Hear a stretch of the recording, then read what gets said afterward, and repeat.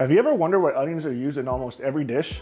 What in these humble, tear-inducing vegetables make them so widely used? And why do most cuisines use the same foundational ingredients to make their dishes? Today, we're exploring the foundations of flavor, how different cultures utilize the same ingredients to create their dishes, and sharing the secret to my beloved Puerto Rican sofrito.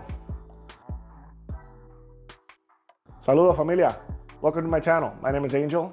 I'm an obsessive home cook on a mission to be able to cook anything and everything by learning the science and history of the food I'm making so I can share with my family and friends, which now includes you. The more things I've learned to cook, the more I've noticed that the same foundational ingredients are used across cultures and cuisines.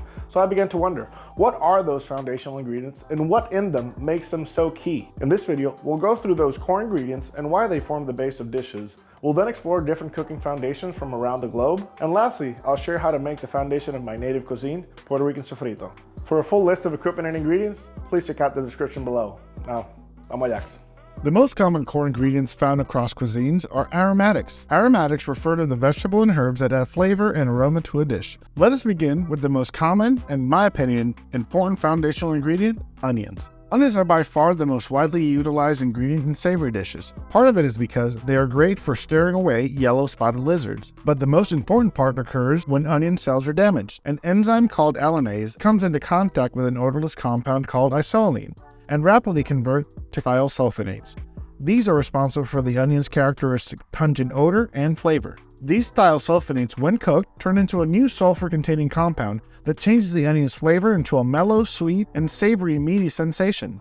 The second of these common ingredients is garlic. Garlic comes from the same allium family as onions, and similar to onions, the best part happens when garlic cells are damaged. The odorless molecule called alliin inside the cells meets an enzyme called allanase outside the cell and undergoes a chemical reaction creating allicin.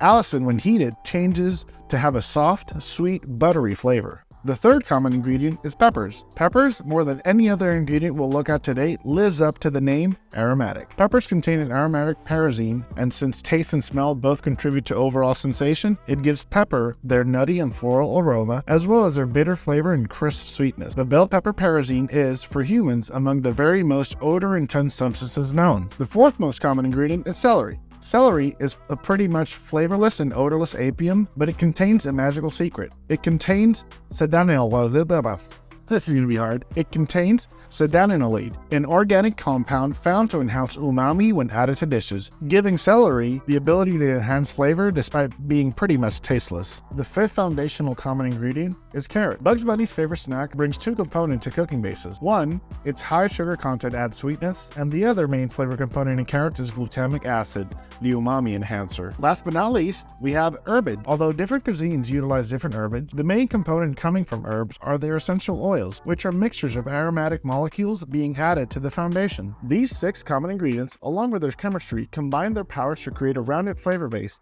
that helps make the finished dish taste more complete and enhance the flavor of anything added to it. So now, let's speedrun how different cuisines use these ingredients to make their flavor bases. Disclaimer: this by no means is a definitive or complete list. There are variations by region, country, and culture. This is just a general illustration. Thank you for understanding. Also, add your native flavor base in the comments below. Also, like and subscribe. Let's start with probably the most known of the flavor bases, French Mirepoix, made of 2 parts onion to 1 part celery and 1 part carrot, combining the savory meaty onion base with sweet and umami carrots plus the umami enhancing celery. Next is Italian battuto, similar to the French base, with the same proportions of onions, carrots, and celery, but this time adding garlic and parsley as herbage. It becomes sofrito when cooked, the Holy Trinity. Coming to the US, we have the Holy Trinity from Cajun Cook. It keeps the onions and celery from Mirepoix, but switches out the carrot for green bell pepper, and it adds the Pope of the Holy Trinity, garlic. Straight money, dude. Moving over to Spain with sofrito, made by keeping the onion, but switching the celery for green pepper, switching the carrot for tomato, as it has similar components of sweetness and glutamic acid, and lastly, adding garlic. Next, we have a German Suppengrin, meaning soup green. It switches out the onions for leeks, still in the onion family,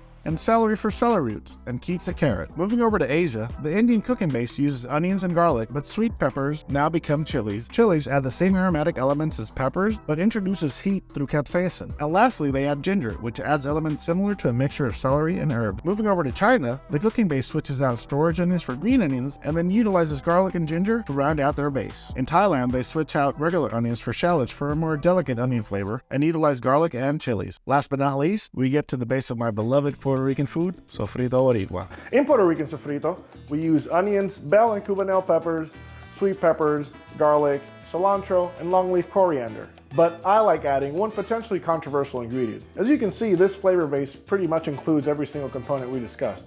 But I think it misses one essential part that Puerto Rican food in general misses, which is heat. That's why I add a jalapeno. I've found that the mild jalapeno is subtle enough to add heat without overwhelming our non-spice loving friends. Trust me, you'll want to add this to the sofrito.